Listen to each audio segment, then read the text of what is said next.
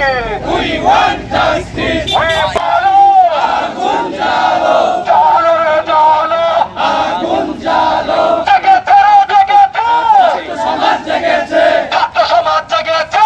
জেগেছে রে জেগেছে। সৈনিকের তো হুসাইন মুগ্ধ, আমার ভাই কবরে।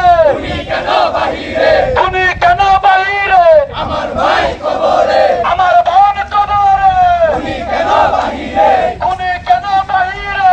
আমার ভাই কবরে, আমার ভাই কবরে। তুমি কেন বাহিরে? হুসাইন মুগ্ধ,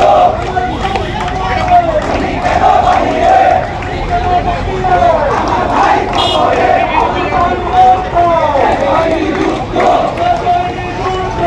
হুসাইন মুগ্ধ, তুমি কেন বাহিরে? আমার ভাই কবরে, আমার ভাই কবরে। We want justice.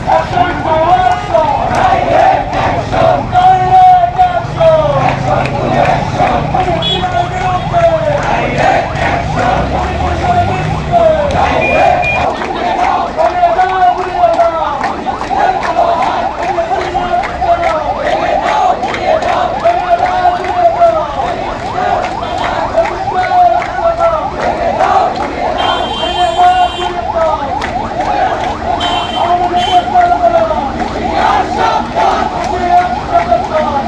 আমার ভাই কবরে। তুমি কেন বাহিরে? এই সরল আক্তার বিচার চাই। বিচার চাই, বিচার চাই, এই আপনি ভোটার বিচার চাই। বিচার চাই, বিচার চাই, বিচার চাই বিচার চাই।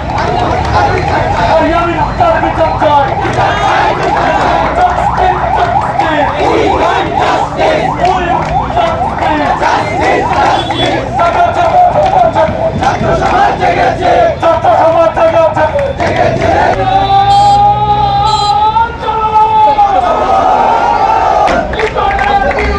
Direct action. Direct action. আমরা দেখতে পাচ্ছি যে আমাদের যে 5 আগস্টের যে বিজয়, স্বৈরাচার পতন, তারপরে আমাদের নতুন সরকার গঠন হওয়ার পরেও সারা দেশে প্রায় 1,500-এর মতো শহীদ যে লিস্ট করা হয়েছে, সেখানে প্রায় 1,500-এর মতো শহীদ এবং অসংখ্য আহত এবং প্রায় 22,000-এর মতো আহত। অনেকে পঙ্গু হয়েছে, অনেকে হাত হারিয়েছে, পা হারিয়েছে। এনাদের উপর যে হামলা হয়েছে, এনাদের উপর যে বর্বরতা চালানো হয়েছে, যারা হত্যাকারী, যারা এই হামলাগুলোতে অংশ নিয়েছে, আমরা তাদের বিরুদ্ধে এখন পর্যন্ত কোনো ব্যবস্থা দেখতে পাইনি। সরকারের পক্ষ থেকে আমরা তাদের বিরুদ্ধে এখন পর্যন্ত কোনো ব্যবস্থা দেখতে পাইনি। তাদেরকে কি করা হয়েছে?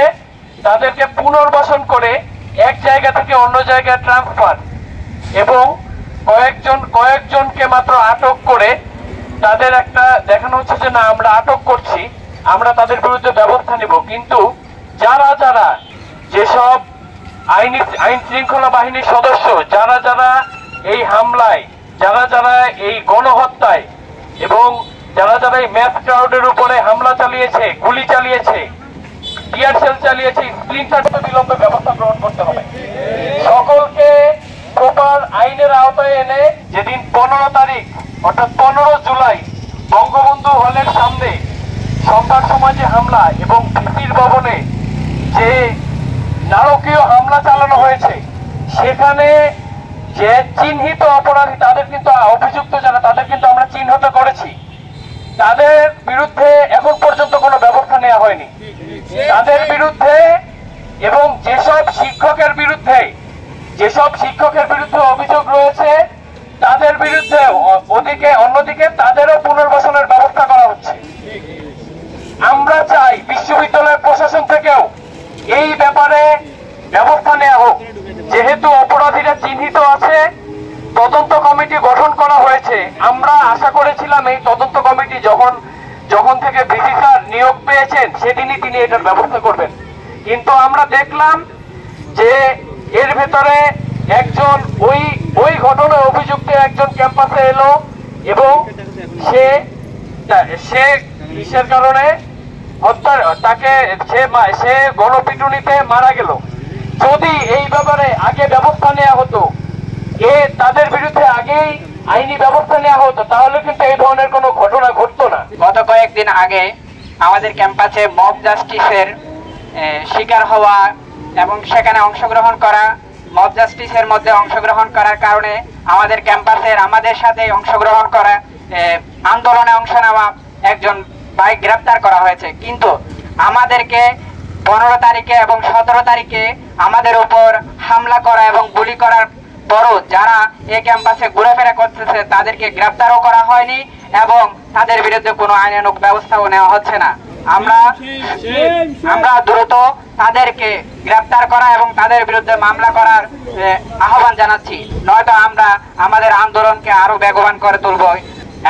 এমনকি এখানে দেখা যাচ্ছে যে এই মব জাস্টিসের নামে যে গণধোলাই হয়েছে সেখানে মামলা করেছে আমাদের ক্যাম্পাসের সুদীপ্ত শাহীন, কিন্তু তার নামে মামলা থাকার পরেও, গণহত্যার মামলা থাকার পরেও সে কিভাবে থানায় গিয়ে মামলা করে আসে সেই প্রশ্ন রেখে যাচ্ছি।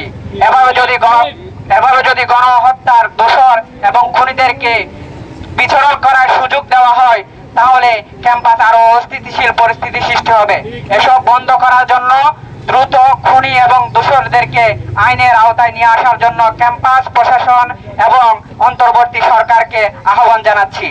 দ্রুত আমাদের বিচার হোক, দ্রুত আমাদের গুলি করা এবং আমাদের ভাই বোনদেরকে শহীদ করার কারণে যারা দায়ী তাদেরকে গ্রেপ্তার করে তাদেরকে বিচারের আওতায় আনার জন্য আহ্বান জানাচ্ছি। 1.5 মাস পার হয়ে যাচ্ছে, এখনো পর্যন্ত সেই জুলাইয়ের গণহত্যা যারা সংগঠিত করেছে, যারা আমার ভাইদের উপর গুলি চালিয়েছে, সেই আওয়ামী সন্ত্রাসী, সেই ছাত্রলীগের সন্ত্রাসী, সেই রাষ্ট্রীয় পুলিশ বাহিনী, তাদের উপর বর্তমান সরকার কোনো ধরনের পদক্ষেপ নিতে আমরা এখনো পর্যন্ত দেখি নাই। সাভার আশুলিয়ায় আমার শত শত ভাইয়ের উপর তারা গুলি চালিয়েছে, তাদেরকে হত্যা করে এই আশুলিয়ায় তাদেরকে জ্বালিয়ে দেওয়া হয়েছে, এমন ঘটনা পর্যন্ত আমরা দেখেছি। কিন্তু পুলিশ প্রশাসন এখনো পর্যন্ত তাদেরকে গ্রেপ্তার করতে পারে নাই, পুলিশ প্রশাসন তাদের বিরুদ্ধে এখনো কোনো ধরনের পদক্ষেপ নিতে পারে নাই। এটা